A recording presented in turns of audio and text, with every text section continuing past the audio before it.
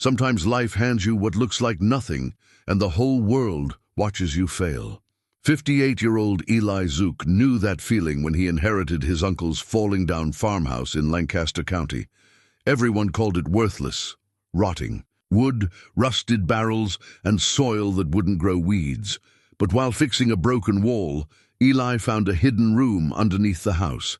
Inside were old papers, strange drawings, and a metal box covered in symbols. These weren't just old things left behind. They were worth over $100 million, but powerful people wanted to keep this secret buried forever. Could one simple Amish farmer stand up to forces that would do anything to silence him?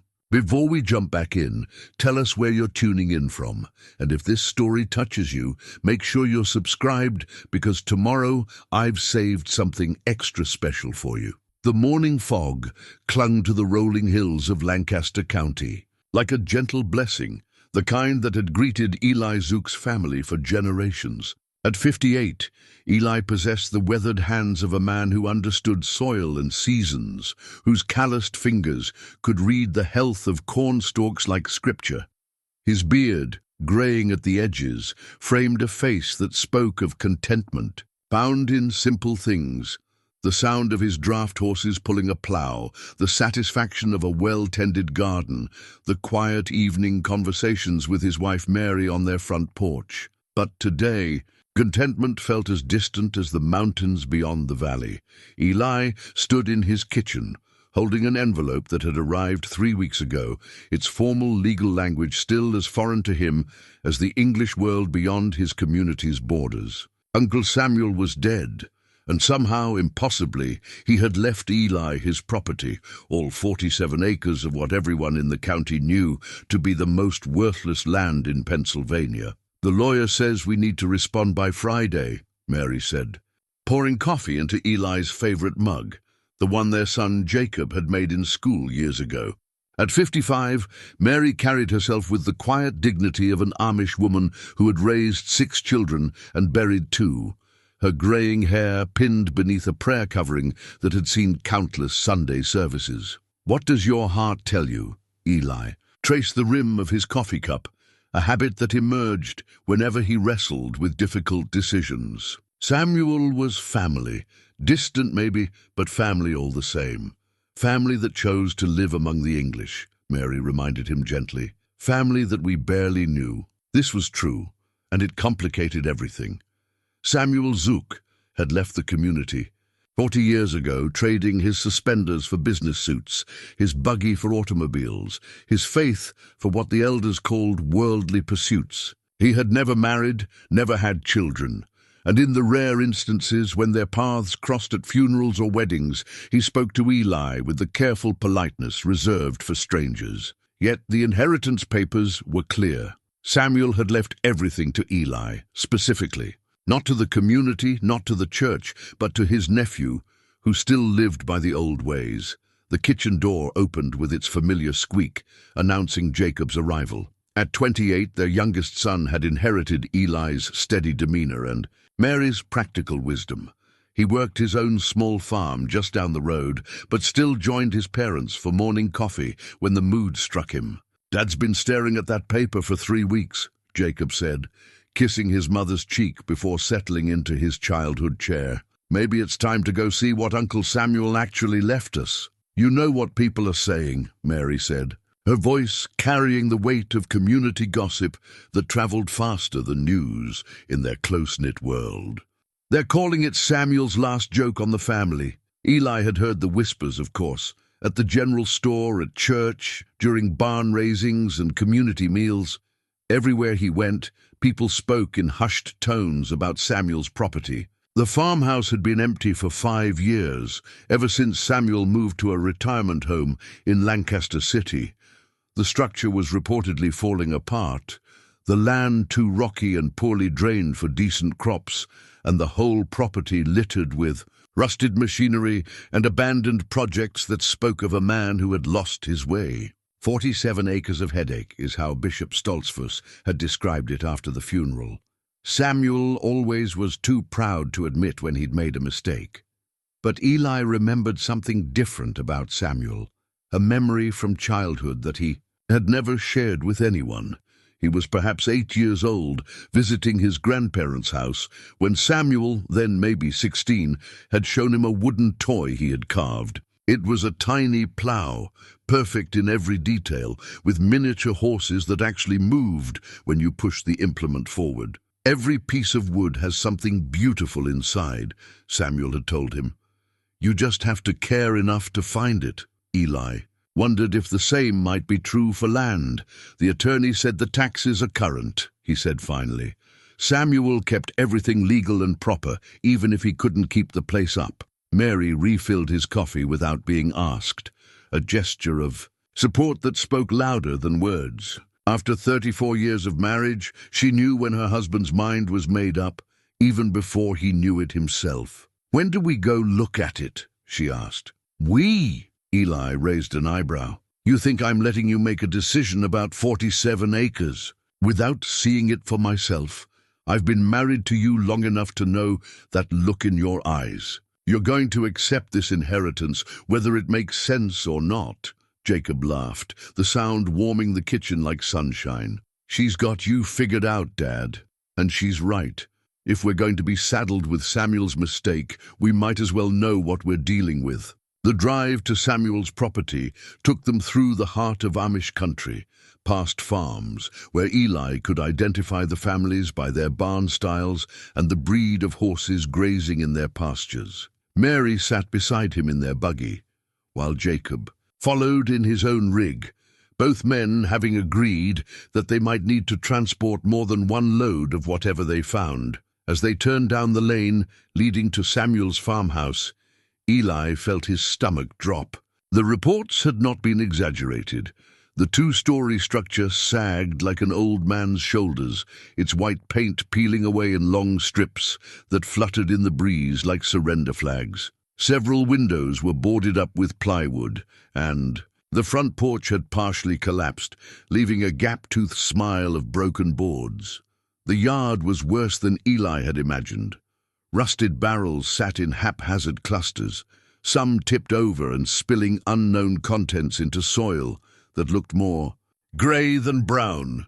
A collection of old machinery parts, unidentifiable pieces of metal that might once have been farm equipment, created a maze of oxidized obstacles between the house and what remained of a barn. "Dear Lord," Mary whispered, and Eli couldn't tell if it was a prayer or an expression of shock. They climbed down from their buggies and stood in what had once been a front yard, trying to process the magnitude of decay before them. The silence was profound, broken only by the wind rattling loose siding and the distant sound of healthy farms continuing their daily routines. "Look at this," Jacob called from near the barn. He was examining what appeared to be a piece of farming equipment, though covered in so much rust and overgrowth that its original purpose was anyone's guess. "I think this might have been a thresher, but I've never seen one built like this." Eli joined his son, running his hands along the strange curves of metal. The design was unusual, more complex than traditional threshing machines, with gears and mechanisms that suggested a level of sophistication beyond typical farm equipment. "Samuel always was clever with machinery," Eli admitted. "Even as a boy, he could fix things the rest of us couldn't understand." Mary approached the house, testing the stability of the porch steps before attempting to climb them. "The structure looks sound underneath all this neglect," she called back to them, "like someone built it to last, then just stopped caring for it." The front door opened with a prolonged groan, revealing an interior that smelled of dust and abandonment. But as they stepped inside, Eli was surprised to find that the house was not the disaster he had expected. The furniture was covered with white sheets, and while everything needed cleaning, there was no evidence of vandalism or serious damage. "He kept it locked up tight," Jacob observed, pulling a sheet away from what proved to be a solid oak dining table. Whatever else Samuel was, he wasn't careless. They spent the next 2 hours exploring the house, discovering room after room of carefully preserved belongings. Samuel had lived simply, but his possession suggested a man of diverse interests, books on agriculture and engineering, detailed. Drawings of machinery improvements, correspondence with what appeared to be inventors and patent attorneys. "Eli," Mary called from the kitchen, her voice carrying a note of discovery. "Come see this." She was standing beside the kitchen table, holding a large envelope with Eli's name written across the front in Samuel's careful script. Inside, they found a formal letter and what appeared to be a hand-drawn map of the property. "My dear nephew," the letter began, "if you are reading this, then you have chosen to honor family obligation over practical wisdom. This would not surprise me, as you always possessed the kind of stubborn integrity that our father instilled in all his sons, though only you seem to retain it into adulthood." Eli paused, touched by this unexpected insight into Samuel's opinion of him. The letter continued, "This property will seem worthless to you and to everyone else who examines it. They will see only decay and failure, evidence of an old man's foolish dreams. But I ask you to remember something our grandfather Heinrich used to say. The most valuable things are often hidden in the most unlikely places." Eli felt a chill run down his spine. He had almost forgotten about Heinrich, his father's father, who had died when Eli was barely 10 years old. Heinrich had been a quiet man, known in the community for his skill with woodworking and his tendency to spend hours in his workshop, creating things that served no obvious purpose. "The map will show you where to look," Samuel's letter concluded. "What you find there is yours by right of inheritance and by right of understanding. Our family has kept this trust for longer than you know. I pray you will prove worthy of it." Mary was studying the hand-drawn map, tracing her finger along property lines and various marked locations. "There are X marks here," she said, pointing to several spots scattered across the property diagram, "and notes in the margins, but I can't make out the handwriting." Jacob peered over her shoulder. "That looks like German script, old-style writing, like what we see in the church records from before the war." As they stood in Samuel's abandoned kitchen, holding a map that might lead to nothing more than additional disappointment, Eli felt the weight of generations settling on his shoulders. Whatever Samuel had left him, it was more than just deteriorating buildings and unproductive land. It was a mystery that stretched back to his grandfather's time, a secret that had been carefully preserved and passed down through a family line that had apparently understood its significance even when others did not. "We'll need tools," he said finally, folding the map with careful precision, "and time to do this properly." Mary smiled, the expression transforming her weathered face into something radiant. "Then we accept the inheritance. We accept the responsibility." Eli corrected her. "Whatever Samuel has left us, we'll honor it as family should." As they locked up the house and prepared to return home, Eli took one last look around the property. In the late afternoon light, the decay seemed less absolute, the rust-covered machinery more mysterious than hopeless. Somewhere beneath the apparent worthlessness of Samuel's legacy lay something that his uncle had considered valuable enough to preserve for 40 years. Tomorrow, they would begin to discover what that might be. 3 days after their initial visit, Eli returned to Samuel's property with a wagon full of tools and a determination born of sleepless nights spent wondering about his uncle's cryptic letter. Mary had packed him a substantial lunch and a thermos of coffee, understanding that her husband's methodical nature meant he would work until the task was complete, regardless of how long it took. The morning was crisp and clear, perfect for the kind of careful, deliberate work that Eli preferred. He had decided to begin with the house itself, reasoning that if Samuel had hidden something important, it would most likely be somewhere protected from the weather and secure from casual discovery. The basement seemed the logical starting point. Eli descended the narrow wooden stairs, his lantern casting dancing shadows on stone walls that spoke of craftsmanship from an earlier era. The foundation had been built to last, with precisely fitted stones and mortar joints that remained solid after decades of neglect. Most of the basement contained what he expected, old furniture, forgotten household items, and the accumulated debris of a long life. But as he worked his way systematically around the perimeter, examining each wall and corner, Eli noticed something that made him pause. Along the eastern wall, where the foundation stones were largest and oldest, the mortar between several blocks looked different, newer somehow, though still decades old. The color was slightly off, and when Eli tapped the stones with his hammer, the sound was subtly hollow compared to the solid thunk of the surrounding masonry. He consulted Samuel's map, holding it up to the lantern light. According to the hand-drawn diagram, this section of the basement corresponded to one of the mysterious X marks, along with notations in German script that he still couldn't decipher. Working carefully with a chisel and small sledgehammer, Eli began to remove the mortar from around the suspicious stones.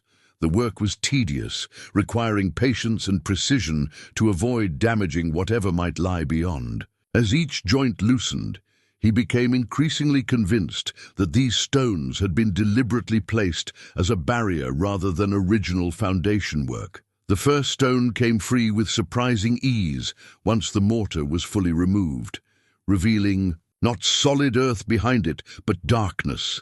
Eli's pulse quickened as he realized he had found some kind of cavity in the wall. The second and third stones followed, creating an opening large enough for a man to squeeze through. Eli held his lantern up to the gap and peered inside, discovering what appeared to be another room, a space that existed beneath the house, but had been completely sealed off from the main basement. The air that emerged from the opening was stale, but dry, carrying scents of old paper and metal rather than the damp earthiness he might have expected from an underground space. This suggested that whatever lay beyond had been properly constructed and maintained, not simply a natural cave or root cellar. Eli enlarged the opening enough to pass through comfortably, then gathered his courage and squeezed into the hidden space. What he found on the other side took his breath away. The concealed room was roughly 12 feet square, with walls that had been carefully lined with wooden shelves and storage compartments. Every available surface was organized with the precision of a man who understood the importance of keeping records and preserving materials for future generations. Along one wall, wooden filing cabinets held hundreds of documents, papers, blueprints, correspondence, and record books, all neatly labeled and categorized. The opposite wall contained what appeared to be a workshop area, with tools and equipment arranged on pegboards and workbenches that showed signs of regular use until relatively recently. But it was the third wall that truly captured Eli's attention. Here, displayed like artifacts in a museum, were dozens of metal objects, gears, springs, mechanical components, and what appeared to be complete devices whose purposes he could not immediately determine. Each item was carefully labeled with tags bearing dates, descriptions, and notations in multiple handwritings spanning several decades. At the center of this display, sitting on a specially constructed pedestal, was the object that Samuel had mentioned in his letter. A metal cube approximately 6 inches on each side, covered in symbols that were unlike anything Eli had ever seen. The cube appeared to be made of several different metals somehow fused together, creating patterns and designs that seemed both functional and decorative. Eli approached the cube with reverence, understanding instinctively that he was looking at something of enormous significance. The symbols etched into its surface were not random decorations, but appeared to be some kind of technical notation or instruction system. Some symbols resembled mathematical equations, while others looked like engineering diagrams compressed into pictographic form. As he examined the cube more closely, Eli noticed that sections of it could move, not freely, but with deliberate resistance, like a complex puzzle box that required specific manipulations to unlock. The weight was substantial, suggesting solid construction rather than a hollow container, and the metal showed no signs of rust or deterioration, despite what must have been decades of storage. Setting the cube aside for more careful examination later, Eli turned his attention to the documents. The filing system was meticulous, with papers organized both chronologically and by subject matter. The earliest documents dated back to the 1930s and bore the signature of Heinrich Zook, Eli's grandfather, the quiet man who had spent so many hours in his workshop creating things that had seemed like mere woodworking projects to a young boy. But these papers revealed Heinrich as something far more sophisticated than a simple craftsman. The documents included technical drawings of extraordinary complexity, correspondence with universities and government agencies, and detailed records of inventions and improvements to agricultural machinery that were decades ahead of their time. One folder contained blueprints for a harvesting machine that appeared to combine the functions of multiple traditional implements into a single revolutionary device. Another held designs for irrigation systems that could automatically adjust water distribution based on soil conditions and crop needs. A third contained schematics for what appeared to be a mechanical device capable of testing soil composition and recommending precise fertilizer mixtures. As Eli studied these documents, he began to understand that his grandfather had been a true innovator, a man whose mechanical genius had been disguised as simple Amish craftsmanship, but whose work had implications that extended far beyond their rural community. The correspondence files revealed the extent of Heinrich's connections with the outside world. Letters from agricultural colleges, discussions with patent attorneys, and even communication with federal agencies suggested that Heinrich's work had attracted attention from people who understood its potential value. One letter, dated 1943 and bearing official government letterhead, particularly caught Eli's attention. The formal language was difficult to parse, but the general meaning was clear. Heinrich's inventions were being reviewed for potential military applications, and the government was requesting exclusive access to his designs for the duration of the war effort. Heinrich's response, preserved in a carbon copy, was polite but firm. He expressed willingness to serve his country, but requested assurance that his inventions would be used for productive purposes rather than destructive ones, and that ownership rights would be preserved for his family after the war's conclusion. The subsequent correspondence grew increasingly tense, with government officials pressing for immediate surrender of all materials, and Heinrich requesting legal guarantees that were apparently never provided. The final letter in the sequence, dated 1944, was curt and official. Heinrich's inventions were being classified under wartime emergency powers, and all materials were to be surrendered to federal agents within 30 days. But there was no evidence that Heinrich had complied with this demand. Instead, Eli found a different set of documents, careful records of everything that had been hidden, preserved, and passed down through family channels that the government had apparently never discovered. Samuel's handwriting appeared throughout the more recent documents, showing that he had spent decades maintaining and expanding Heinrich's work. Technical drawings had been updated with modern materials and manufacturing techniques. Correspondence with contemporary engineers and inventors suggested that Samuel had continued to refine and improve upon his father's original designs. Most significantly, Eli discovered that Samuel had never abandoned his Amish roots as completely as the community believed. His letters revealed a man struggling to balance his respect for traditional values with his understanding of how Heinrich's inventions could benefit not just their community, but the wider world. The old ways teach us to be stewards of the land, Samuel had written in one particularly poignant letter to an unknown correspondent. But stewardship sometimes requires us to embrace tools that our ancestors could not have imagined. My father understood this. I pray that someday someone in our family will have the wisdom and courage to make these gifts available to those who need them most. As the afternoon light began to fade, Eli realized that he had been in the hidden room for nearly 6 hours, completely absorbed in the magnitude of what he had discovered. The inheritance that everyone had dismissed as worthless was in fact a treasure trove of innovations that could revolutionize modern agriculture. But with this understanding came a weight of responsibility that made his shoulders ache. Heinrich and Samuel had preserved these secrets for 80 years, waiting for the right moment and the right person to carry them forward. The government that had tried to seize this work during wartime might still have an interest in suppressing or controlling it. Eli carefully returned the documents to their proper places, understanding that he had much to learn before he could make any decisions about how to proceed. The metal cube, however, he wrapped carefully in cloth and prepared to take home for more detailed examination. As he emerged from the hidden room and began the process of replacing the stones that concealed its entrance, Eli felt as though he was carrying more than just a strange metal artifact. He was bearing the accumulated hopes and dreams of 2 generations of men who had trusted that someday their work would find its proper place in the world.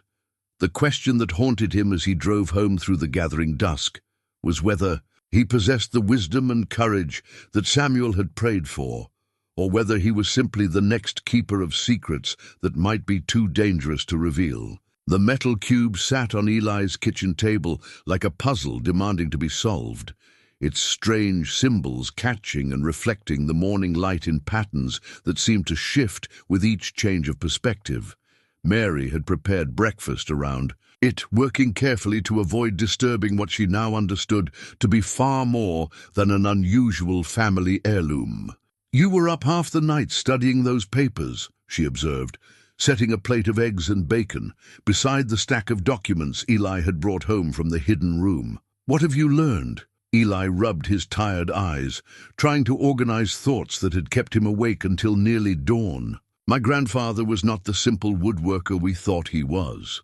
These blueprints, Mary, they show machines that could change everything about how we farm." Jacob arrived as they were finishing breakfast, drawn by his father's urgent message sent through a neighbor boy the evening before. At 28, he possessed the kind of practical intelligence that could grasp complex ideas quickly, a trait that would prove essential in understanding Heinrich's work. "Show me," Jacob said, settling into his chair with the focused attention he normally reserved for diagnosing problems with sick livestock or failing crops. Eli spread the technical drawings across the table, anchoring the corners with coffee cups to prevent them from curling. "This first design is for a harvesting machine, but look at how it's constructed. Instead of simply cutting grain, it appears to sort, clean, and package the crop in a single operation." Jacob studied the intricate blueprints, his finger tracing the flow of materials through various mechanical stages. "The engineering is remarkable. These gear ratios would provide tremendous mechanical advantage while maintaining precise control over processing speed. And here," Eli continued, unfolding a second set of drawings, "is an irrigation system that Heinrich called intelligent watering. It includes sensors that measure soil moisture, mechanisms that adjust water flow automatically, and what appears to be a system for mixing fertilizers directly into the irrigation stream." Mary examined the detailed notation surrounding the technical drawings. "The handwriting is beautiful. Your grandfather took great care with these records because he understood their importance," Eli said, pulling out several letters from the correspondence files. "Listen to this. It's from a professor at Pennsylvania State University, dated 1941. Mr. Zook, your modifications to standard threshing equipment have increased processing efficiency by 40% while reducing grain damage to negligible levels. We would like to arrange a demonstration for our agricultural engineering department." Jacob whistled low. 40% improvement? That would be revolutionary even today. "There are dozens of letters like this," Eli continued, "from universities, agricultural societies, even machinery manufacturers who wanted to license Heinrich's designs. But then the war started, and everything changed. He showed them the government correspondence, watching Jacob's expression grow increasingly troubled as he read the official demands for Heinrich's work to be classified and surrendered. They wanted to steal his inventions, Jacob said bluntly. Use them for military purposes and give him nothing in return. That's what it looks like, Eli agreed. But Heinrich was too clever for them. Instead of surrendering his work, he hid it. And Samuel spent the next 40 years protecting and improving upon it. Mary had been quietly examining the metal cube while they discussed the documents. "This piece is the key to everything, isn't it?" she said, running her fingers along the intricate symbols. "Samuel's letter mentioned it specifically."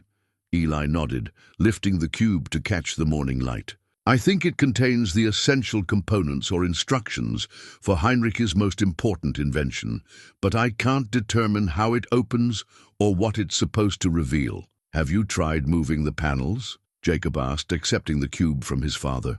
"Some of these symbols look like they might indicate sequence or direction." As Jacob manipulated the cube, they discovered that several sections could indeed be rotated or shifted, each movement producing a subtle clicking sound that suggested internal mechanisms were engaging. But without understanding the proper sequence, their efforts produced no obvious results. "We need help," Mary said practically. "Someone who understands both engineering and the German language." Those symbols mix technical notation with what looks like old German script. Eli had been thinking the same thing. Though the idea of seeking outside assistance troubled him, their community valued self-reliance and was generally suspicious of involving English outsiders in Amish affairs. But this situation was beyond anything their traditional knowledge could address. "There's Bishop Miller," Jacob suggested. "He taught himself German to read old church records, and his son Thomas studied engineering before he joined the community. Maybe between them they could help us understand what we're dealing with." This was a reasonable suggestion, and after lengthy discussion, they decided to approach the bishop that afternoon. But first, Eli wanted to return to the hidden room and conduct a more systematic inventory of Heinrich's preserved materials. The second visit to Samuel's property revealed even more complexity in Heinrich's work.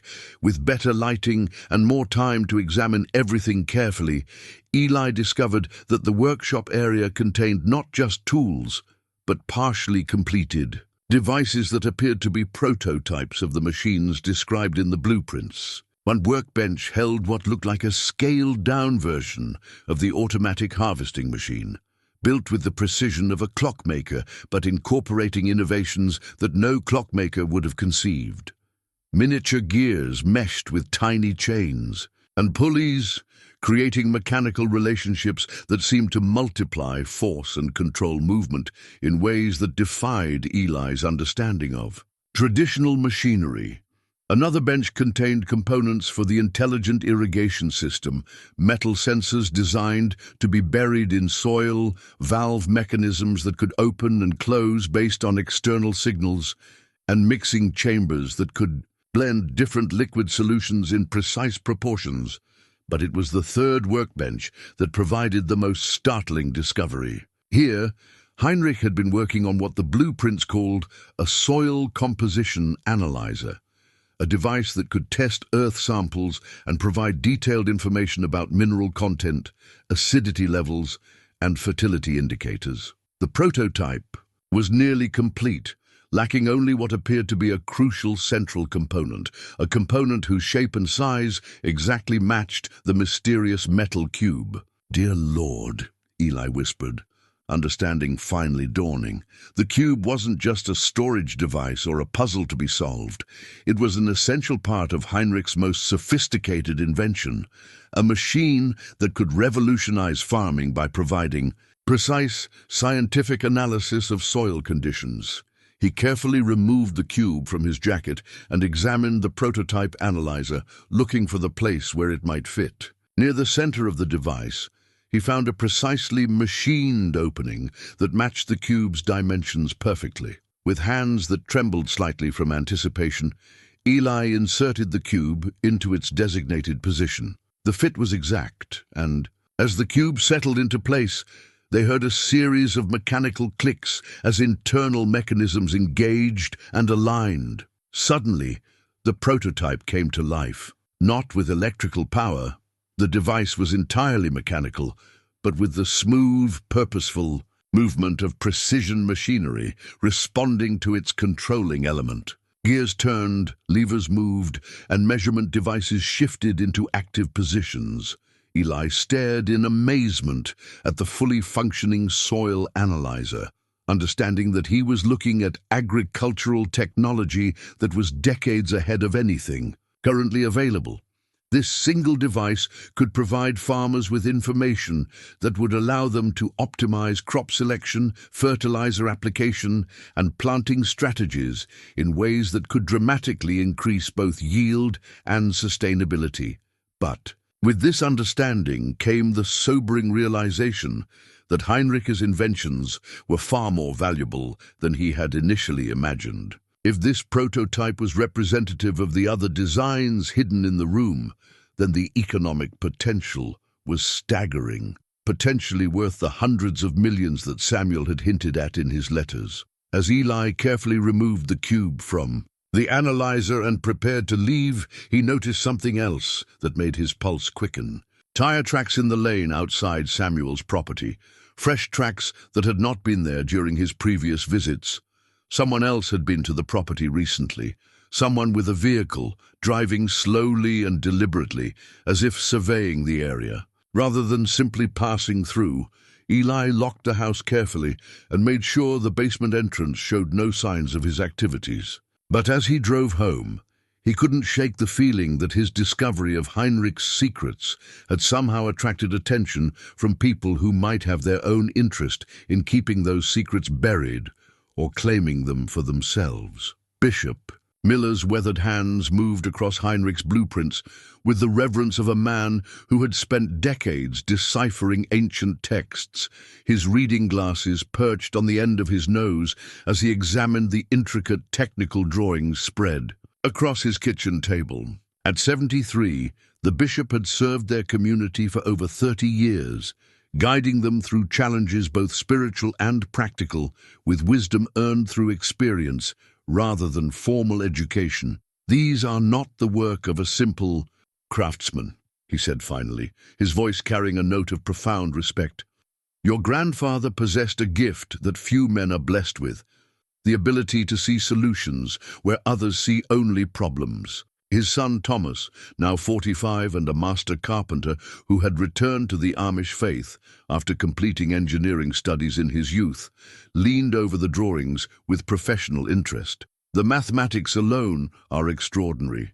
These gear ratios, these mechanical advantage calculations, they demonstrate an understanding of physics that would challenge graduate students today." Eli had brought only a selection of Heinrich's work to share with the bishop, choosing documents that seemed most relevant to agricultural applications, while keeping the more sensitive correspondence private for now. But even this limited sample was enough to convey the revolutionary nature of his grandfather's innovations. "The German notations help explain the technical aspects," Bishop Miller continued, pointing to margins filled with precise handwriting.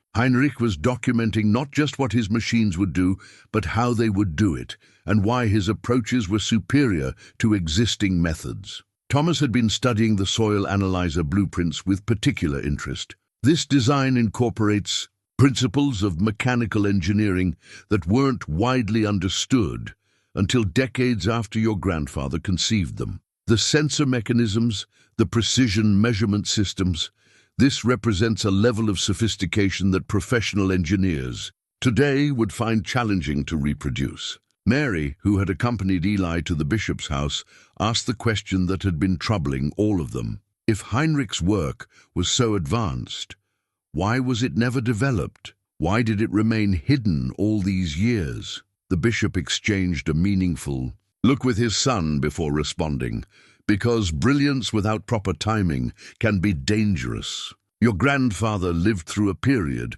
when the government was claiming ownership of any innovation that might serve military purposes. Men who refused to cooperate sometimes found themselves in very difficult situations. Thomas nodded gravely. I've heard stories from that era. Inventors whose work was classified, who were forbidden from discussing or developing their own ideas. Some were forced to sign agreements that gave the government permanent control over their innovations. Heinrich was wise to protect his work, the bishop continued, but that protection came at a cost. These inventions could have benefited farmers throughout the country, could have prevented crop failures and improved food production for generations. Instead, they remained hidden, waiting for the right time and the right person to bring them forward. Eli felt the weight of that responsibility settling on his shoulders once again. Do you think that time has come? That depends, Bishop Miller said carefully, on whether you're prepared for the consequences of revealing such valuable innovations. There will be people, companies, government agencies, individuals who will want to control or profit from Heinrich's work. You must decide whether you're willing to face that kind of attention. Thomas had been examining one particular set of drawings, the automated harvesting system, with growing excitement. Dad, if these designs could be built and tested, they would revolutionize small farm agriculture. The efficiency gains alone could make family farming profitable again, could help preserve rural communities that are struggling to compete with industrial operations.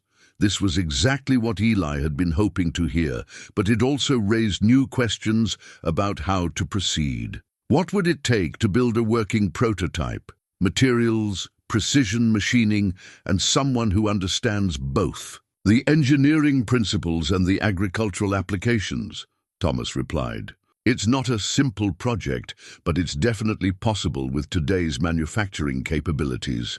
The bishop leaned back in his chair, his expression thoughtful. Before you make any decisions about building machines, you should understand the full scope of what Heinrich left behind.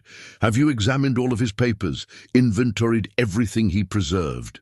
Eli admitted that he had only begun to explore the hidden room's contents. There are dozens of filing cabinets, hundreds of documents. I've barely scratched the surface. Then that should be your next step, the bishop advised. Understand exactly what you've inherited before you decide how to use it. Knowledge is like any other tool. It must be wielded wisely to serve good purposes. As they prepared to leave, Thomas pulled Eli aside for a private word. There's something else you should consider. If your grandfather's work was truly as advanced as these documents suggest, there may be patent issues to resolve. Innovations this significant don't remain secret forever. Eventually, someone else develops similar solutions and files for legal protection. This possibility had not occurred to Eli, and it added another layer of complexity to an already challenging situation. How would we determine whether Heinrich's ideas have been patented by others? That would require research by someone familiar with patent law and agricultural technology, Thomas replied. It's not something I could help with directly, but I know people who specialize in such matters. The drive home was quiet. Both Eli and Mary lost in their own thoughts about the magnitude of what they were facing. The bishop's advice was sound. They needed to understand the complete scope of Heinrich's legacy before making any irreversible decisions. But Eli couldn't shake the feeling that time was not entirely on their side. That evening, as Mary prepared supper, Eli found himself drawn once again to the metal cube, turning it slowly in his hands and studying the intricate symbols etched into its surface. Some of the markings were beginning to make sense, not as decorations, but as a complex instruction system that might guide the operation of Heinrich's most sophisticated inventions. You're thinking about tomorrow, Mary observed, not looking up from her cooking, but knowing her husband well enough to read his mood. I need to go back to the property and conduct a proper inventory, Eli confirmed. If we're going to make informed decisions, we need to know everything Heinrich preserved. Then I'm coming with you, Mary said firmly. This affects our family, our future. I want to see for myself what your grandfather created. The next morning dawned clear and cold, perfect weather for the kind of detailed work that lay ahead. Eli and Mary arrived at Samuel's property early, bringing additional lanterns, notebooks for record-keeping, and a sense of purpose that had been missing from previous visits. The hidden room felt different somehow with Mary's presence, less like a tomb preserving ancient secrets, and more like a library waiting to share its accumulated wisdom.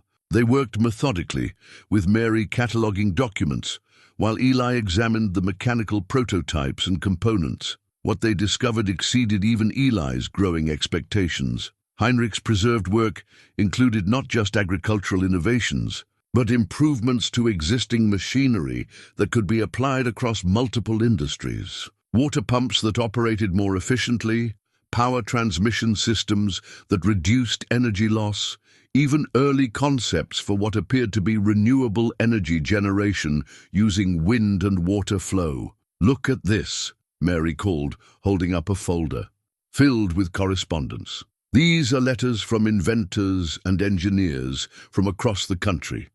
Your grandfather was part of a network of innovators who shared ideas and collaborated on projects." Eli examined the letters, recognizing names he had heard mentioned in connection with major technological developments of the mid-20th century. Heinrich had not been working in isolation. He had been part of a community of brilliant minds who pushed the boundaries of what was possible.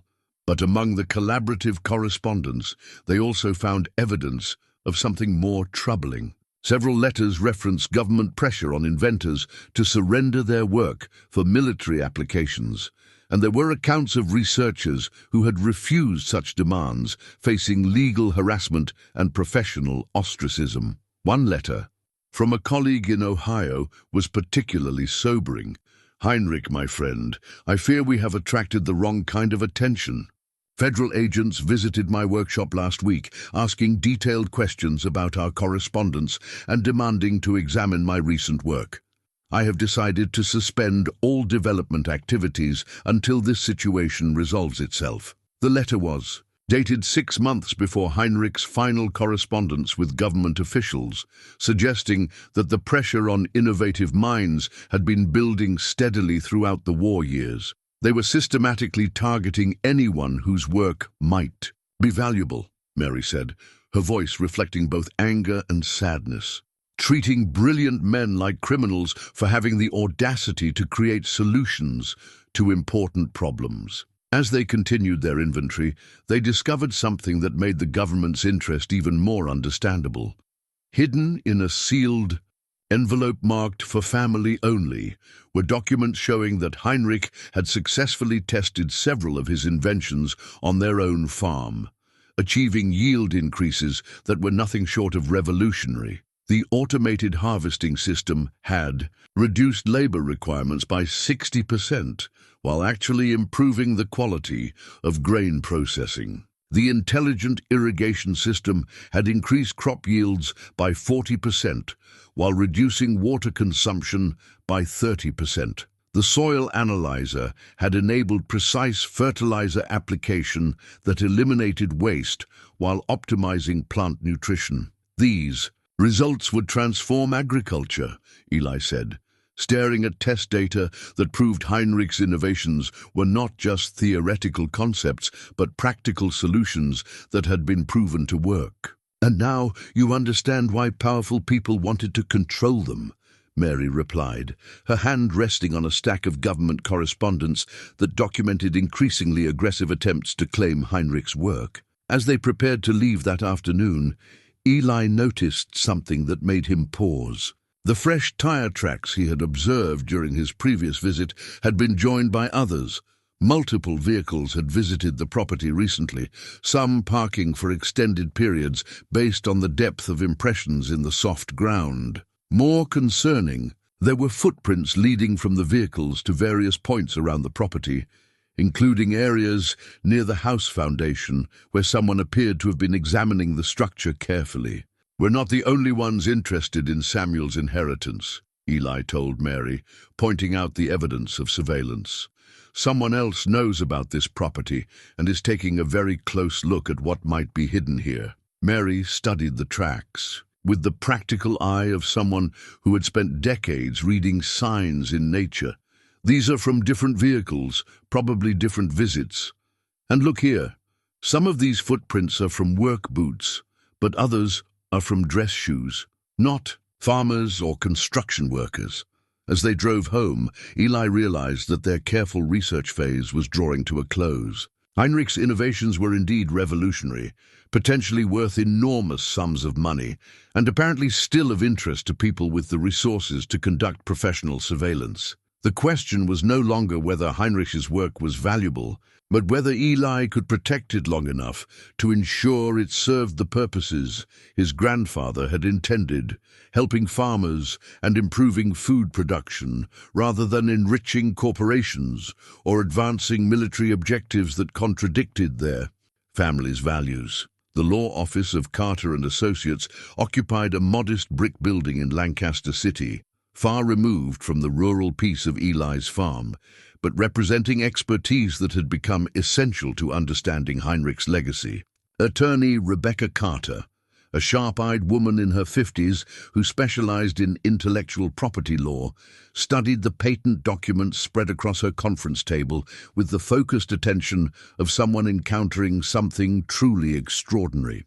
"Mr. Zook," she said finally, removing her reading glasses and looking directly at Eli, "what you've brought me represents one of the most significant collections of unprotected intellectual property I've ever examined. If your grandfather had successfully filed these patents in the 1940s, your family would own rights to innovations worth potentially hundreds of millions of dollars." Mary squeezed Eli's hand under the table, both of them struggling to process the magnitude of what they were hearing. The decision to consult an attorney had been difficult.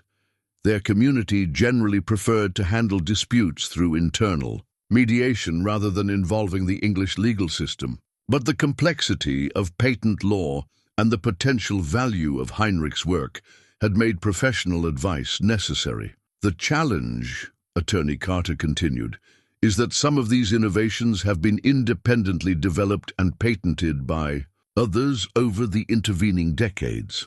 However, your grandfather's documentation is so thorough, and his work so clearly predates later developments, that you may have grounds for claiming prior invention in several cases." She pulled out a specific set of blueprints, Heinrich's automated harvesting system, and pointed to the detailed technical specifications. "This design incorporates principles that weren't commercially implemented until the 1970s, and even then not as elegantly as your grandfather conceived them. If we can establish a clear chain of documentation proving the date of invention, we could potentially challenge existing patents or negotiate licensing agreements." Eli had been dreading this conversation while simultaneously recognizing its necessity. What would that process involve? Extensive legal research, patent searches, expert testimony from agricultural engineers, and quite possibly litigation against major agricultural equipment manufacturers, the attorney replied honestly. "It would be expensive, time-consuming, and would definitely attract attention from people who prefer that these innovations remain hidden." This last point resonated with concerns that had been growing in Eli's mind since discovering evidence of surveillance at Samuel's property. "What kind of attention?" Attorney Carter leaned forward, her expression serious. "Mr. Zook, intellectual property disputes involving potentially revolutionary technology can become very complex very quickly. Major corporations have significant resources to defend their market positions, and there are sometimes government interests involved if the technology has national security implications." As if summoned by this conversation about unwanted attention, Eli's concerns about surveillance proved to be well-founded. The law office receptionist knocked on the conference room door and entered with an expression of professional concern. "Ms. Carter, there are two gentlemen here who say they need to speak with your clients about matters of federal interest. They're showing government identification." Eli felt his stomach drop, understanding instinctively that their careful research period was ending and a new phase of challenge was beginning. Attorney Carter, however, seemed unsurprised by this development. Tell them that my clients are in a confidential consultation and cannot be interrupted. If they wish to schedule an appointment, they can speak with my assistant about availability. Later this week, after the receptionist left, Carter turned to Eli and Mary with an expression that mixed professional competence with genuine concern. This is exactly what I was afraid of. Someone has been monitoring your activities, and they've connected your visit to my office with research into agricultural patents. What do they want? Mary asked, her voice steady despite the obvious stress of the situation. Most likely they want to determine how much you know about your grandfather's work, and whether you intend to pursue patent claims that could disrupt existing commercial arrangements, Carter replied. The government has a long history of classifying innovations that they consider strategically important, even decades after the original work was completed. Eli thought about the hidden room filled with Heinrich's carefully preserved documents, wondering how long it would remain secure if federal agents decided to conduct a thorough search of Samuel's property. What are our options? He asked. Several, each with different risks and potential outcomes, Carter replied.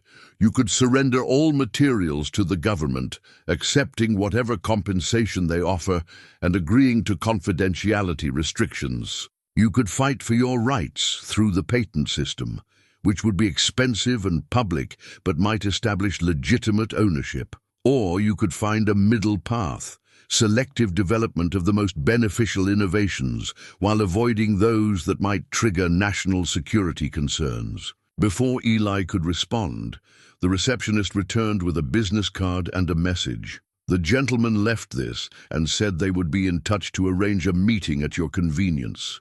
They emphasized that cooperation would be appreciated, and that they're here to help resolve any questions about federal interests in your inheritance. Eli examined the simple white business card. Agent Morrison, Department of Agriculture, Special Investigations Unit. The title was vague enough to mean almost anything, and the phone number had a Washington, D.C. area code that suggested these were not local officials dealing with routine agricultural matters. Federal agents don't usually describe themselves as being from the Department of Agriculture unless they're trying to sound less threatening than they actually are, Attorney Carter observed, examining the card. This suggests that someone at a high level is taking your grandfather's work very seriously. The drive home was tense, with both Eli and Mary processing the implications of federal attention while trying to maintain the appearance of normalcy. But as they turned into their lane, it became clear that normalcy was no longer possible. A black sedan was parked in their farmyard, and two men in business suits were standing beside it, obviously waiting for their return. The contrast between their formal attire and the rural setting was jarring, like seeing politicians at a barn raising. Mr. Zook, the older of the two agents, called as Eli helped Mary down from their buggy. I'm Agent Morrison. We spoke with your attorney earlier today. I wonder if we might have a few minutes of your time to discuss your recent inheritance. Agent Morrison was a compact man in his 50s, with graying hair and the kind of steady gaze that suggested extensive experience dealing with people who preferred not to cooperate with federal authorities. His partner, younger and less comfortable in the rural setting, remained beside their vehicle while Morrison approached with the practiced friendliness of someone trained to put subjects at ease. We're not here to cause any problems, Morrison continued, his tone suggesting routine business rather than official investigation. We simply need to verify some information about property that may have federal significance. Mary stepped closer to Eli, her presence providing both comfort and a reminder that this conversation would affect their entire family. What kind of federal significance? Records suggest that your uncle's property may contain materials that were originally developed under government contracts during the Second World War, Morrison replied smoothly. We're conducting a routine audit to ensure that any such materials are properly accounted for and secured. Eli recognized the careful phrasing, questions designed to determine how much he knew without revealing what the government already suspected. I inherited a run-down farmhouse and some old papers. I don't see how that would interest federal authorities. Morrison's smile suggested that he didn't believe this answer, but appreciated Eli's caution. Sometimes old papers can be more significant than they appear, especially if they document work that was once classified. We'd like to arrange a time to examine any documents or materials you may have discovered, just to verify that there are no security concerns. Are we required to agree to such an examination? Mary asked, her question direct and challenging, in a way that clearly surprised both agents. Not required, no, Morrison replied carefully. But cooperation would be appreciated and could help avoid more formal investigative procedures that might be disruptive to your family and community. As the agents left, promising to contact them later in the week to arrange a convenient time for a property examination, Eli realized that Heinrich's legacy had drawn them into a conflict that extended far beyond agricultural patents and family inheritances. The government's interest suggested that Heinrich's innovations might have implications they had not yet recognized, and the agent's careful politeness could not disguise the fact that powerful people wanted to control technology that had been hidden for 80 years. Margaret Hoffman was 87 years old, but her memory of events from 60 years past was sharp and detailed, her weathered hands steady as she poured tea in her kitchen while sharing stories that would help Eli understand the true scope of what his grandfather had faced during the war years. Heinrich was a gentleman, but he was no fool, she said, settling into her favorite chair beside the window that overlooked the same rolling hills that had inspired his innovations. When those government men started coming around, asking questions and making demands, he knew they weren't interested in helping farmers or improving agriculture. Margaret had been Heinrich's neighbor and, according to community records, one of the few people he had trusted with knowledge of his work during those difficult years. At Eli's request, she had agreed to share what she remembered, understanding that her memories might be the key to protecting Heinrich's legacy from forces that still sought to claim it. They came in black cars, just like the ones that have been parked near your uncle's property lately, Margaret continued, her observation confirming Eli's suspicions about ongoing surveillance. Serious men in suits claiming they needed Heinrich's inventions for the war effort. But Heinrich had friends in the military, boys from our community who wrote letters home, and they told him the truth. She paused to sip her tea, gathering her thoughts before continuing with what was clearly a painful memory. The government wasn't planning to use Heinrich's machines to help feed people. They wanted to modify his harvesting equipment to process materials for weapons production.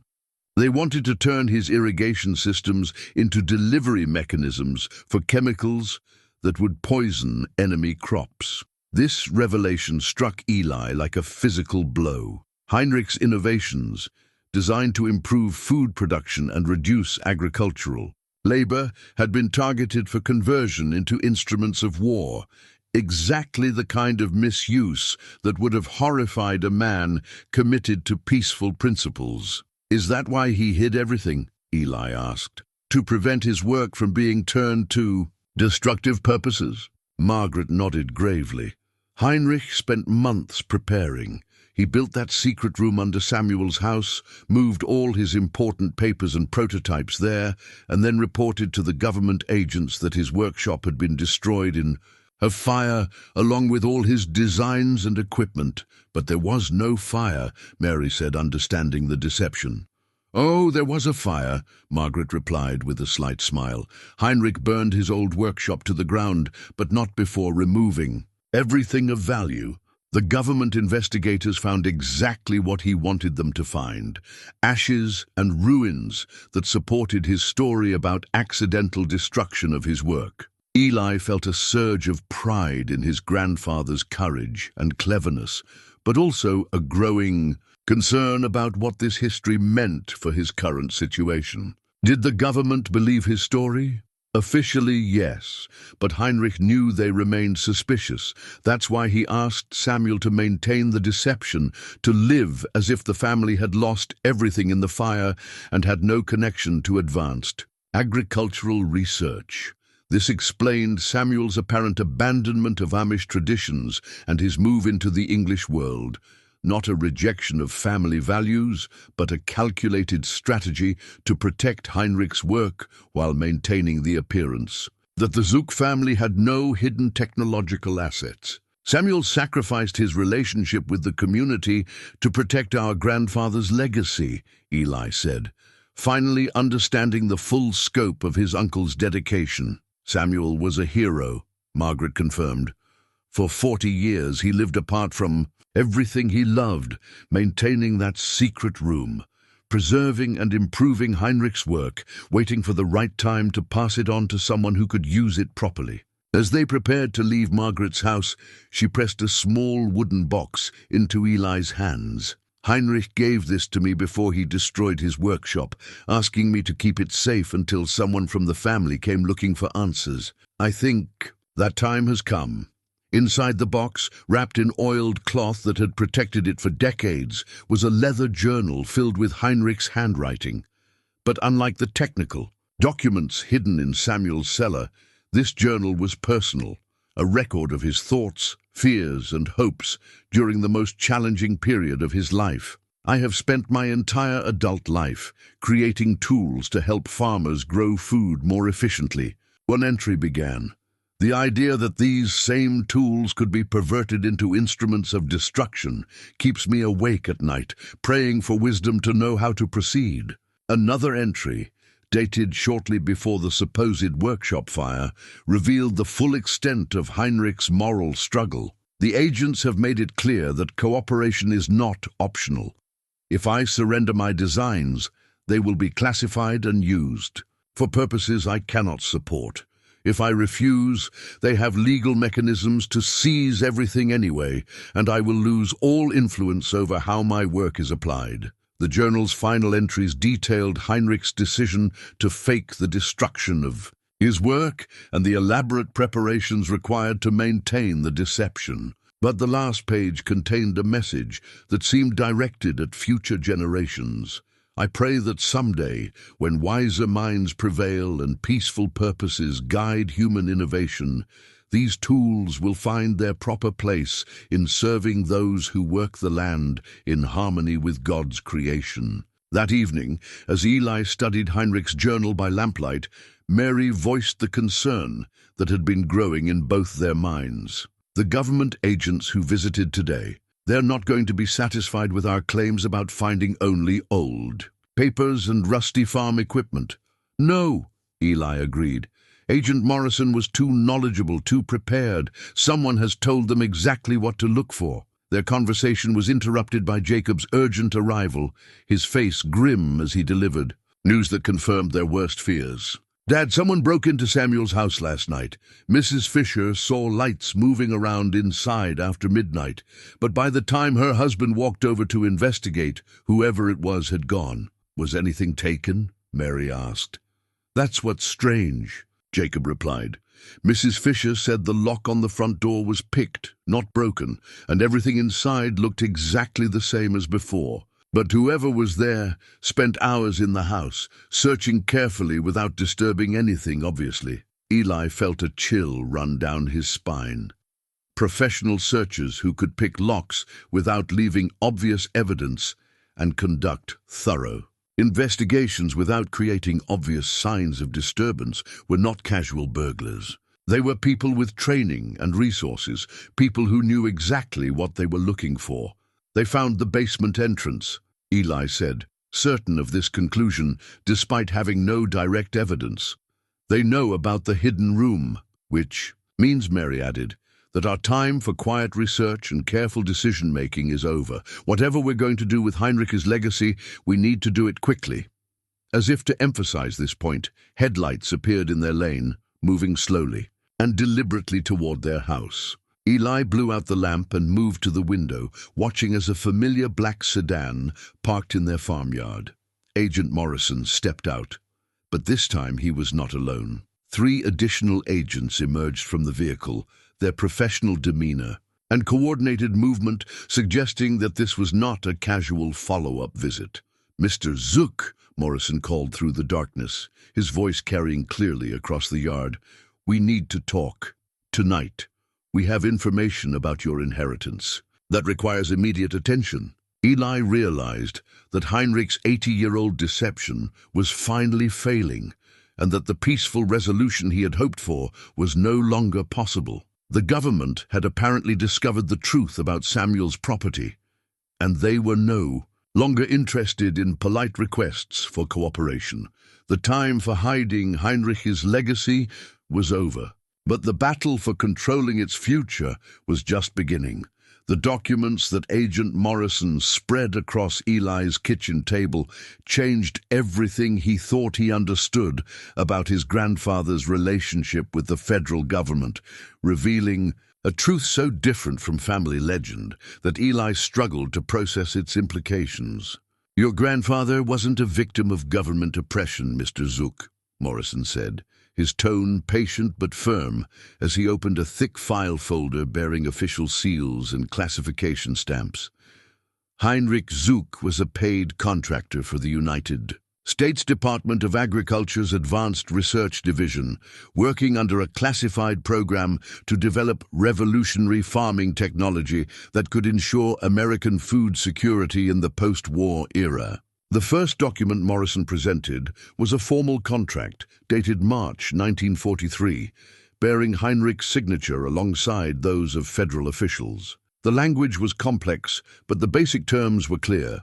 Heinrich would receive substantial monthly payments in exchange for exclusive development of agricultural innovations that could be scaled for national implementation. "This is impossible," Mary said, her voice reflecting the shock that Eli felt but could not yet articulate. "Heinrich was a simple Amish farmer who believed in separation from worldly affairs." Morrison nodded with understanding. "That's exactly what made him so valuable to the program. His innovations came from practical farming experience rather than theoretical engineering, and his solutions were elegant and efficient in ways that university researchers couldn't match." A second document revealed the scope of Heinrich's official work. Detailed reports submitted monthly to federal supervisors, documenting his progress on automatic harvesting systems, intelligent irrigation networks, and precision soil analysis, tools that could optimize crop production across diverse agricultural regions. "The government wasn't trying to steal his work," Morrison continued. "They were paying him to develop it specifically for national benefit. The monthly payments were substantial, enough to support his family comfortably while giving him resources to pursue research that would have been impossible without federal backing." Eli examined the financial records, seeing amounts that represented more money than most Amish families would see in years of farming. If this documentation was accurate, Heinrich had been one of the government's most valued agricultural consultants, not a victim of their oppression. "Then why did he hide everything?" Eli asked, still struggling to reconcile this new information with Margaret Hoffman's memories and the family stories he had grown up believing. Morrison pulled out a third set of documents, correspondence between Heinrich and his government supervisors that told a more complex story than either simple victimization or willing cooperation. "Initially, your grandfather was enthusiastic about the program," Morrison explained, pointing to early letters that reflected Heinrich's excitement about applying his innovations on a national scale. But as the war progressed and military applications became more prominent, he grew concerned about how his work might be used. The correspondence revealed Heinrich's growing unease with requests to modify his equipment for non-agricultural purposes, his questions about post-war ownership rights, and his increasing requests for guarantees that his innovations would serve peaceful purposes. The problem, Morrison continued, was that Heinrich's contract gave the government broad rights to his work, including the authority to classify it and control its application indefinitely. When he began to resist military Modifications to his designs, federal lawyers reminded him that he had already signed away those rights. A final document proved to be the most shocking. A formal notice, dated August 1944, informing Heinrich that his work had been reclassified under wartime emergency powers and that all materials developed under his contract were now considered classified government property. Your grandfather's response to this notice was to destroy his workshop and claim that all his work had been lost in an accidental fire, Morrison said. From the government's perspective, this constituted breach of contract and theft of federal property. Eli stared at the documents, realizing that his grandfather's heroic act of defiance had actually been a violation of legal agreements he had voluntarily entered. So everything in the hidden room belongs to the federal government? Technically, yes, Morrison replied. Heinrich was paid to develop those innovations using government resources, under contracts that explicitly transferred ownership to federal agencies. His decision to hide the work and fake its destruction was understandable from a moral standpoint, but legally questionable. Mary had been studying the contract documents with the careful attention of someone who had managed family finances for decades. These payments continued for months after Heinrich supposedly lost everything in the fire. Why would the government keep paying him if they believed his work was destroyed? Morrison smiled slightly, acknowledging her perceptiveness. Because federal investigators never believed Heinrich's story. They knew he was too careful and methodical to lose decades of work in a single accident. The continued payments were part of an ongoing investigation aimed at locating the hidden materials. An investigation that lasted 80 years? Eli asked incredulously. An investigation that was suspended after Heinrich's death and your uncle. Samuel's apparent abandonment of agricultural pursuits, Morrison clarified. The government assumed that Samuel had no knowledge of his father's classified work and posed no threat to security. They were wrong. Morrison opened another file folder, revealing surveillance photographs of Samuel taken over several decades, images showing him visiting technical libraries, corresponding with modern agricultural engineers, and making improvements to equipment in a workshop that federal investigators had only recently located. Your uncle spent 40 years updating and refining Heinrich's original designs, incorporating modern materials and manufacturing techniques that made the innovations even more valuable than they had been during the war, Morrison explained. When he died and left everything to you, federal computers flagged the inheritance as potentially significant. The full scope of the deception became clear as Morrison presented more recent surveillance materials.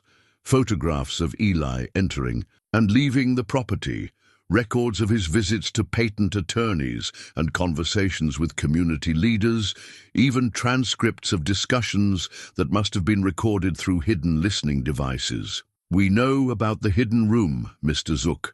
We know about Heinrich's prototypes and Samuel's improvements. We know that you've discovered innovations worth potentially hundreds of millions of dollars.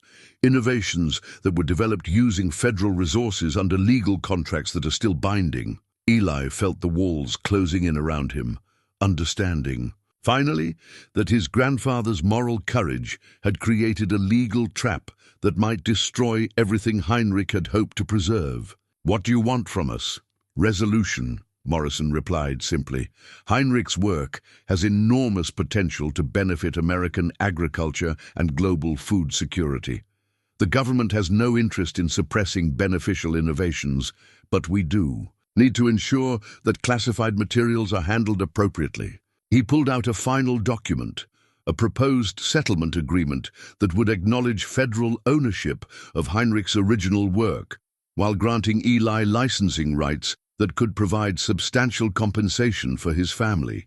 You would retain control over how the innovations are developed and implemented, Morrison explained, but under federal oversight that ensures they serve national interests. The financial benefits would be significant, potentially tens of millions of dollars in licensing fees and royalties. Mary examined the settlement terms, her expression skeptical. And if we refuse? Morrison's response was polite but uncompromising. Then we would be forced to pursue formal legal remedies to recover stolen government property. That process would involve seizure of all materials, criminal investigation of Heinrich's breach of contract, and forfeiture of any benefits that might have resulted from unauthorized use of classified innovations. As the agents prepared to leave, Morrison placed his business card on the table with a gesture that seemed almost apologetic. "You have 48 hours to consider the settlement offer. After that, the matter moves beyond my authority and into formal legal proceedings that would be much less favorable to your family."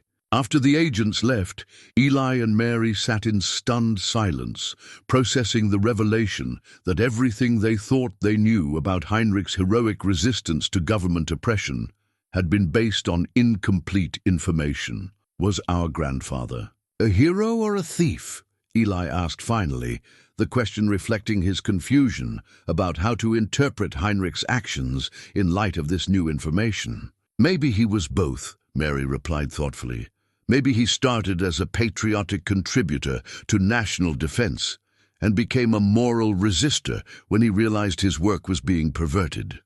The question now is what kind of man you want to be, and whether there's a way to honor both Heinrich's innovations and his conscience."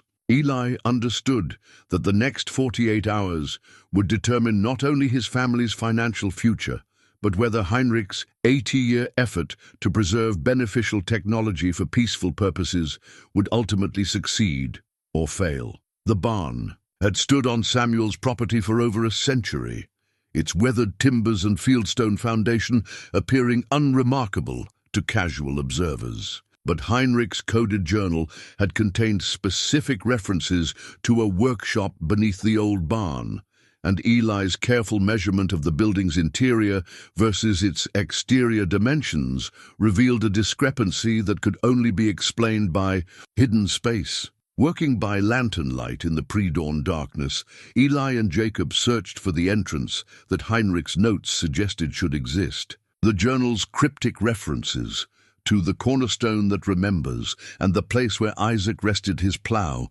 had puzzled them for hours until Mary's knowledge of family history provided the key. "Isaac was your great-grandfather," she had told them the night before. "He was known for always parking his plow in the same spot in the barn, against the northeast corner where the morning sun would warm the metal."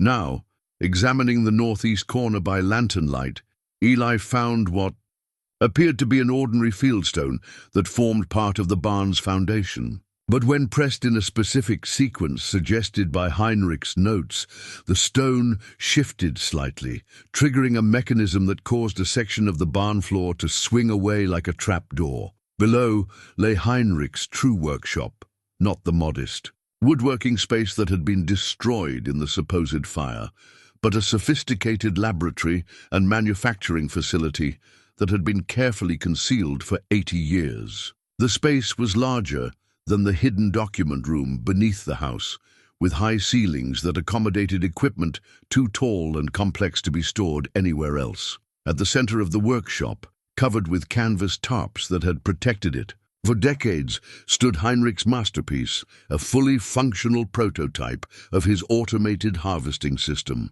The machine was enormous, combining the functions of cutting, threshing, cleaning, and bagging grain into a single, elegantly designed implement that represented the culmination of his innovative genius. "Dear Lord," Jacob whispered, pulling away. The protective covering to reveal machinery that seemed decades ahead of anything currently in production. "This isn't just a prototype. It's a complete working harvester that could revolutionize farming."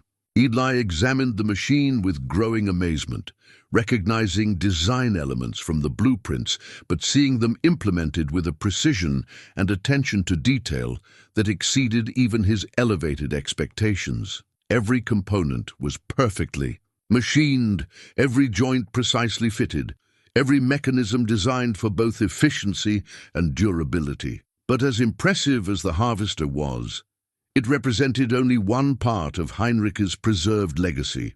The workshop contained prototypes of all his major innovations: the intelligent irrigation controller, the precision soil analyzer, even experimental designs for equipment that had no modern equivalent. "Look at this," Mary called from a workbench. Along the far wall, she had discovered a collection of detailed test reports documenting Heinrich's secret trials of his equipment on hidden plots throughout the county. The results were extraordinary. Yield increases of 40 to 60%, dramatic reductions in labor requirements, and improvements in crop quality that would have transformed agriculture if they had been widely implemented. Among the test reports, Eli found something even more significant: evidence that Heinrich had continued developing his innovations in secret long after the supposed workshop fire. The dates on some documents extended well into the 1950s, suggesting that Heinrich had maintained his underground laboratory for more than a decade, constantly refining and improving his designs. He never stopped working, Eli realized. Even after deceiving the government, even after Samuel took over the responsibility of protecting everything, Heinrich kept innovating down here in secret. This discovery created a profound moral dilemma that had kept Eli awake for the past 2 nights. Agent Morrison's 48-hour deadline was approaching, and Eli faced a choice between accepting the government's settlement offer or fighting to preserve his family's control over innovations that could benefit farmers worldwide. The settlement would provide financial security and ensure that Heinrich's work would be developed professionally, but under federal oversight that might limit its application or availability. Refusing the settlement would mean legal battle against government lawyers with unlimited resources, with the risk of losing everything if courts determined that Heinrich's breach of contract invalidated any claims his family might have. But as Eli studied the fully functional harvester, he realized that the choice was not simply between cooperation and resistance. Heinrich's machine represented a third option: public demonstration of the technology's beneficial potential in a way that would make government suppression politically impossible. "What if we showed the world what Heinrich created?" he asked Jacob and Mary as they examined the harvester's intricate mechanisms. "What if we proved that these innovations can help farmers and improve food production, making it clear that suppressing this work would harm the public interest?" Jacob understood immediately. A public demonstration. Show everyone what the machine can do. Let farmers see the potential benefits. Make it impossible for the government to classify something that's already in the public eye. Mary was more cautious. That would mean defying Agent Morrison's demand for quiet resolution. They won't appreciate being forced into a public confrontation, but it would honor Heinrich's original intention, Eli pointed out. He wanted these innovations to serve farmers, not government agencies or corporate interests. A public demonstration would put the focus where Heinrich intended, on helping people who work the land. The decision crystallized as they stood in the hidden workshop, surrounded by 80 years of preserved innovation that had been waiting for exactly this moment. Heinrich's legacy deserved better than quiet surrender to federal bureaucrats or prolonged legal battles that might delay beneficial applications for decades. That afternoon, Eli made the calls that would transform a family inheritance dispute into a public confrontation over innovation, agriculture, and the right to develop beneficial technology. He contacted local newspapers, agricultural organizations, and farming communities throughout Lancaster County, inviting them to witness a demonstration of equipment that could revolutionize small farm agriculture. The response was immediate and overwhelming. Word spread through rural networks faster than any modern communication system, carried by farmers who understood instinctively that something significant was happening. By evening, Eli had received calls from agricultural journals, university extension services, and farming cooperatives from across Pennsylvania and neighboring states. Bishop Miller arrived as Eli was preparing for the demonstration, bringing with him the quiet authority that had guided their community through countless challenges over the decades. "You understand what you're risking," the bishop said, examining Heinrich's harvester with the appreciation of someone who had spent his life working the land. "Once this becomes public, there will be no returning to quiet family life." Heinrich's work was never meant for quiet family life, Eli replied. "It was meant to serve farmers and improve food production. Tomorrow we give it that chance."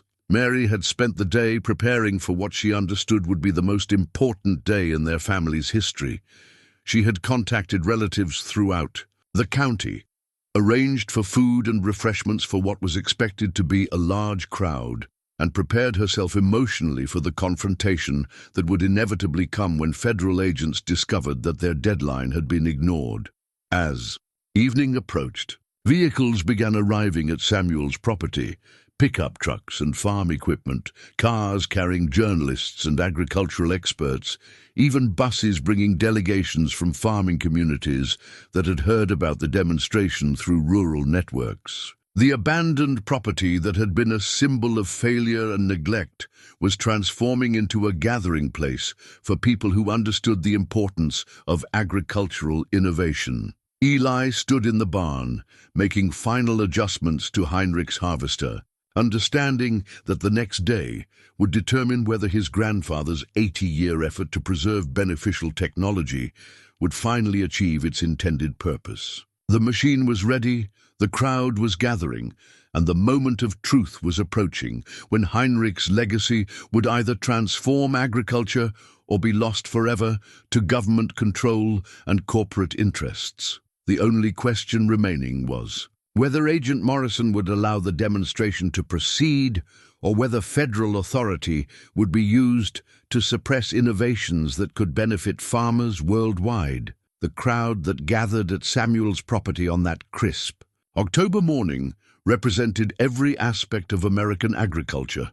Family farmers worried about competing with industrial operations, agricultural engineers curious about rumored innovations, journalists seeking stories about technology and government secrecy, and federal agents determined to prevent unauthorized disclosure of classified materials. Agent Morrison arrived at dawn with a team of federal marshals and a court order authorizing seizure of all materials related to Heinrich Zook's classified agricultural research.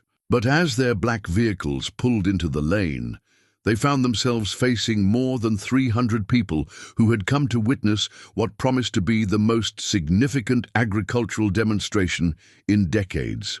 "Mr. Zook," Morrison called across the crowd, his voice carrying the authority of federal law enforcement but lacking the intimidation factor that usually accompanied such confrontations. "You are in violation of federal court orders and classified material security regulations. This demonstration cannot proceed." Eli stood beside Heinrich's harvester, which had been carefully positioned in a test plot of mature corn that Jacob had prepared specifically for the demonstration. The machine gleamed in the morning sunlight, its complex mechanisms visible to observers who could appreciate the sophisticated engineering that had gone into its design. "Agent Morrison," Eli replied, his voice calm but carrying clearly across the gathered crowd, "this equipment was built by my grandfather using his own resources and his own innovative genius. The American people deserve to see technology that could improve food production and help family farmers compete with industrial agriculture." The confrontation drew immediate attention from the journalists present, who began recording the exchange between a simple Amish farmer and federal agents attempting to suppress agricultural innovation. Local television crews that had come expecting a routine farm equipment demonstration suddenly found themselves documenting a constitutional confrontation over technology, ownership rights, and government authority. The materials used to build this equipment were developed under classified federal contracts, Morrison insisted. But his argument was losing force as the crowd grew larger and more supportive of Eli's position. "Unauthorized disclosure of classified innovations violates national security regulations," Bishop Miller stepped forward, his presence adding moral authority to what was becoming a test of community values versus federal power. Agent Morrison. This community has been farming these lands for over 2 centuries. We understand the difference between innovations that serve agriculture and technology that threatens security. What we see here serves farmers, nothing more threatening than that. The first test of Heinrich's harvester began almost accidentally when a local farmer named David Stoltzfuss, frustrated by the federal agents' attempts to stop the demonstration, started his own conventional harvesting equipment in an adjacent field. The contrast was immediate and dramatic. David's traditional harvester moved slowly through the corn, requiring frequent stops for maintenance and producing inconsistent results, while Heinrich's machine waited silently, ready to demonstrate capabilities that would revolutionize the process. "Let them both work the same field," called out Sarah Byler, a farmer whose own equipment struggles had brought her to the demonstration. "Let us see the difference for ourselves." The crowd took up this suggestion with enthusiasm, understanding instinctively that a direct comparison would provide the most convincing evidence of Heinrich's innovation's value. Morrison found himself in an impossible position. Stopping the demonstration now would require arresting hundreds of farmers and community members in full view of news cameras, creating exactly the kind of public confrontation that federal agencies preferred to avoid.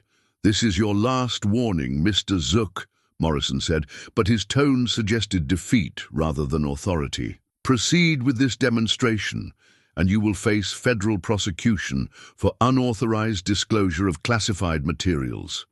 Eli's response came not in words but in action. He climbed onto Heinrich's harvester, started its precisely tuned engine, and began moving through the test plot with smooth, controlled precision that immediately captured the attention of every farmer present. The machine's performance was nothing short of revolutionary. Where traditional harvesters required multiple passes and separate operations for cutting, threshing, and cleaning grain, Heinrich's innovation accomplished all these tasks simultaneously with mechanical elegance that seemed almost effortless. The harvested corn was automatically sorted by quality, cleaned to commercial standards, and bagged in precise quantities, all in a single operation that moved through the field at twice the speed of conventional equipment. "Sweet Lord in heaven," whispered Tom Fisher, a farmer whose own harvesting struggles had nearly forced him to sell his land to developers. "That machine does in one pass what takes me 3 days with my equipment." The crowd pressed closer, farmers and agricultural experts examining the harvested grain and marveling at its quality. Heinrich's machine had not only processed the corn faster than conventional methods, but it had done so with less waste, better cleaning, and more precise sorting than anyone had thought possible. Martha Weaver, whose family had been farming in Lancaster County for 4 generations, held up a bag of grain that had been processed by Heinrich's harvester. "This corn is cleaner than anything we've ever produced, using traditional methods. The machine has removed damaged kernels, sorted by size, and even tested for moisture content automatically." As word of the demonstration's success spread through the crowd, something remarkable happened. Farmers began sharing stories of their own struggles with inefficient equipment, rising costs, and competition from industrial agriculture. Heinrich's harvester represented hope, technology that could help small farms survive and prosper rather than being forced out of business by economic pressures. Local television stations had begun broadcasting live coverage of the demonstration, and social media posts from attendees were drawing attention from agricultural communities across the country. Within hours, the hashtag Heinrich's Harvester was trending on social platforms, with farmers and agricultural advocates sharing videos of the machine's remarkable performance. Agent Morrison's attempts to control the situation were failing spectacularly. Federal authority that seemed overwhelming in private confrontations appeared powerless in the ace of public support for beneficial innovation. News cameras captured his agents standing helplessly as hundreds of farmers celebrated technology that could transform their livelihoods. "The cat's out of the bag now," observed Rebecca Carter, Eli's attorney, who had arrived to document the federal response to public disclosure of Heinrich's work. Once agricultural innovations are demonstrated publicly and proven beneficial, it becomes very difficult for government agencies to classify them as security threats. By afternoon, the demonstration had attracted agricultural delegations from neighboring states, university researchers documenting Heinrich's innovations for academic study, and equipment manufacturers interested in licensing arrangements that could bring the technology to market. What had begun as a family inheritance dispute was transforming into a national conversation about innovation, agriculture, and the balance between government authority and public benefit. The viral video of Heinrich's harvester in action had been viewed over 2 million times within 24 hours, shared by farming communities, agricultural organizations, and technology advocates who recognize the demonstration as a watershed moment in the relationship between innovation and government control. The hashtag Nasche Heinrichs Harvester had evolved into a broader movement supporting agricultural innovation and farmers' rights to beneficial technology. Agent Morrison found himself in an impossible situation, receiving calls from federal supervisors who were facing political pressure from agricultural constituencies demanding access to technology that could revolutionize small farm operations. The decision to classify Heinrich's work as a national security issue had backfired spectacularly, creating exactly the kind of public controversy that government agencies typically sought to avoid. "Mr. Zook," Morrison said, approaching Eli as the crowd began to thin on the second day of demonstrations. "My supervisors in Washington would like to discuss a resolution that serves everyone's interests." The change in Morrison's tone was remarkable. Gone was the authoritative demand for compliance, replaced by the careful politeness of a negotiator who understood that his position had been fundamentally weakened by public opinion and media attention. "Heinrich's work belongs to farmers," Eli replied, his confidence strengthened by the overwhelming support his demonstration had received. "Any resolution must ensure that these innovations serve the people they were designed to help." What followed was the most unusual federal negotiation in recent memory, conducted in full view of journalists, farmers, and agricultural advocates who had remained to witness the outcome of the confrontation. Morrison's federal authority was balanced against Eli's moral position and the public's clear support for agricultural innovation that could benefit rural communities. The proposed settlement that emerged from these public negotiations represented a compromise that neither side had initially envisioned, but that served interests that transcended the original legal dispute. The federal government would acknowledge that Heinrich's innovations had evolved far beyond their original classified applications, making security restrictions inappropriate for technology that was clearly beneficial to agriculture and food production. In exchange, Eli would establish a non-profit foundation dedicated to developing and distributing Heinrich's innovations in ways that served small farmers and rural communities rather than maximizing corporate profits.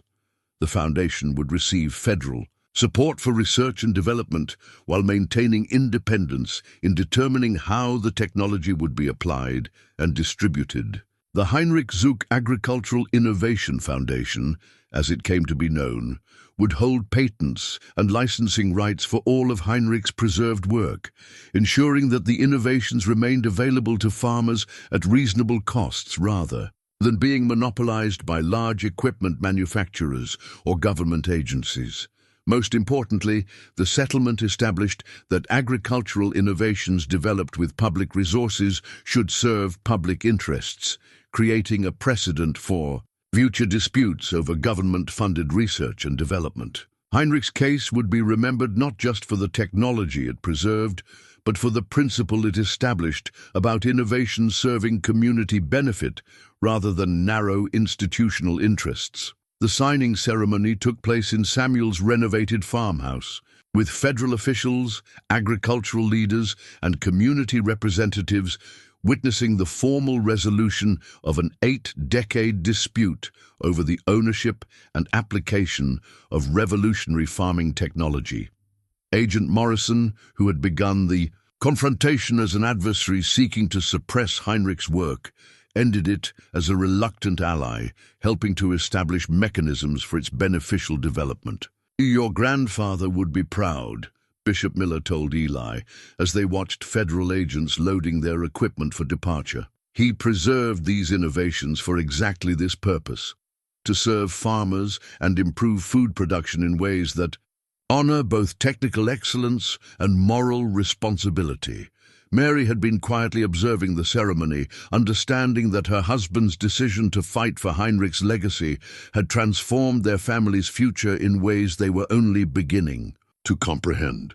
The foundation would require Eli to become a public figure, traveling to agricultural conferences, working with universities and research institutions, and navigating the complex world of technology development and distribution. "Are you ready for this?"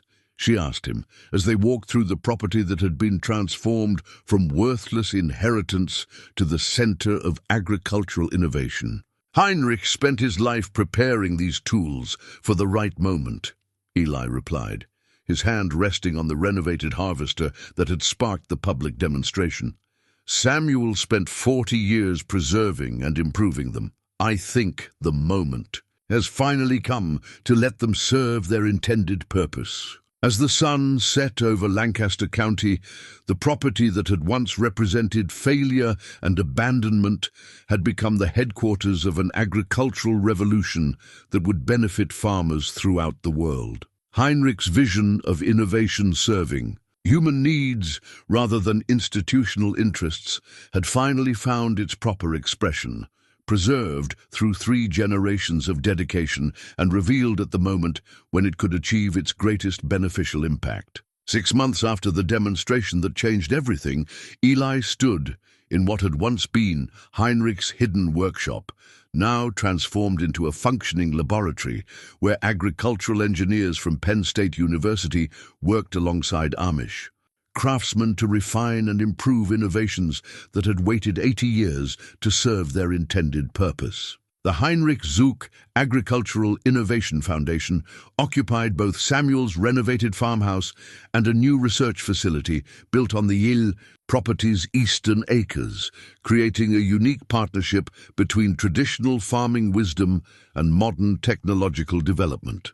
The foundation's mission statement, displayed prominently in the main entrance, reflected the values that had guided Heinrich's original work: to develop and distribute agricultural innovations that serve farmers, strengthen rural communities, and improve food production while respecting both technical excellence and moral responsibility. Mary emerged from the farmhouse, carrying a thick folder of correspondence that demonstrated how Heinrich's legacy had captured the attention of agricultural communities worldwide. Letters arrived daily from farmers in developing countries seeking access to soil analysis technology, from university researchers requesting collaboration on sustainable agriculture projects, and from government agencies worldwide interested in licensing innovations that could improve their national food security.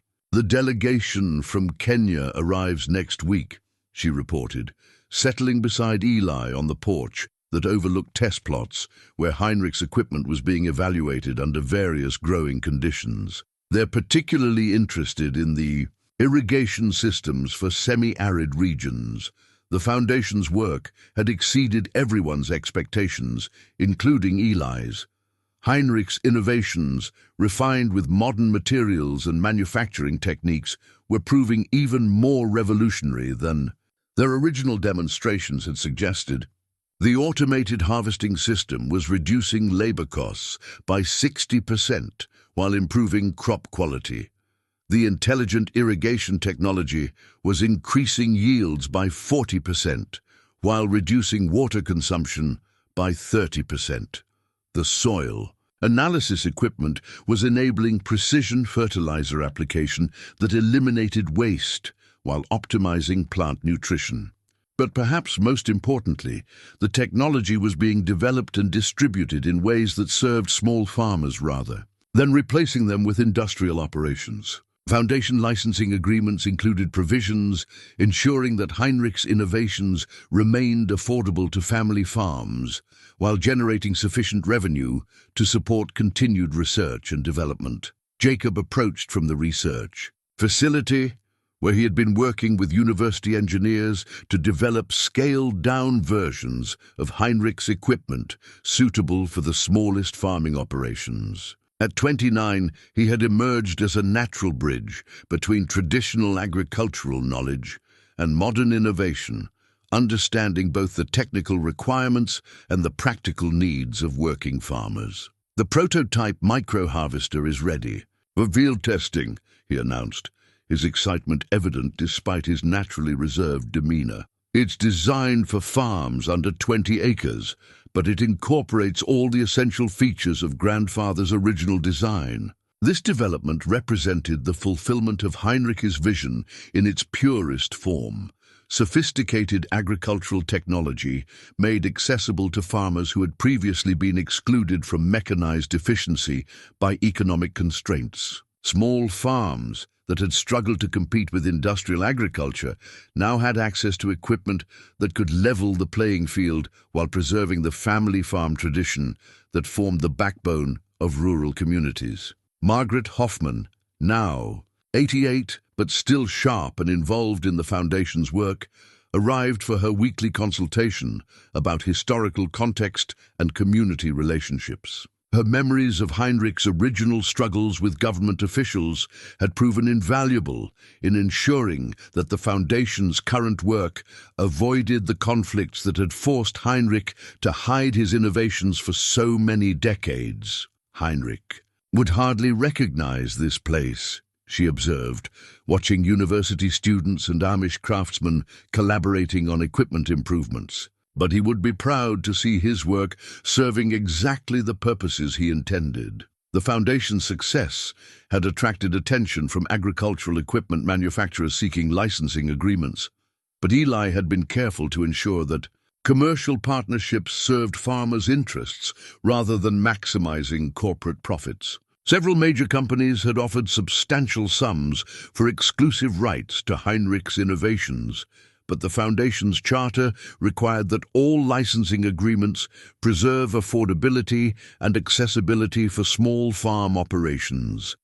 Attorney Rebecca Carter visited monthly to review licensing agreements and ensure that Heinrich's innovations remained protected from attempts to monopolize or misuse them. The legal framework she had helped establish created a model for preserving beneficial innovations in the public interest, while providing sustainable funding for continued development. "You've created something remarkable here," she told Eli during her most recent visit, "a technology foundation that serves community interests rather than extracting profits from them."